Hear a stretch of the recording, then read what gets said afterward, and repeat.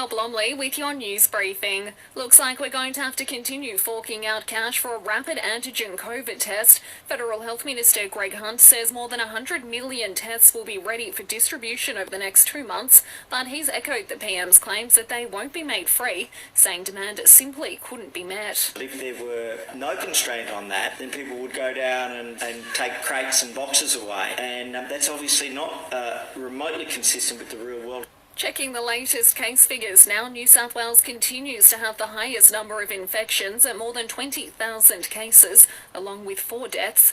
Victoria's got just over 8,500 new infections, as well as 3 deaths. Queensland's seen a surge in cases with more than 4,200 cases and the death of a man in his 30s on the Gold Coast. Chief Health Officer John Gerard says the man's death is very sad. It's very, very unusual for a young man to die suddenly from COVID-19. It's a very unusual circumstance, so it needs further investigation exactly what has happened here. The ACT's added 514 cases, Tasmania's recorded 466, and ex-tropical cyclone Seth is continuing to bring wild weather to large parts of the Queensland and New South Wales coastline.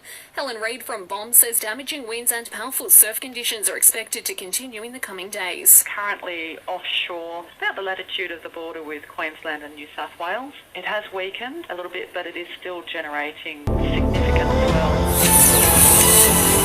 Selling the family home, Mel Blomney and John put you first. This is SAFM weather.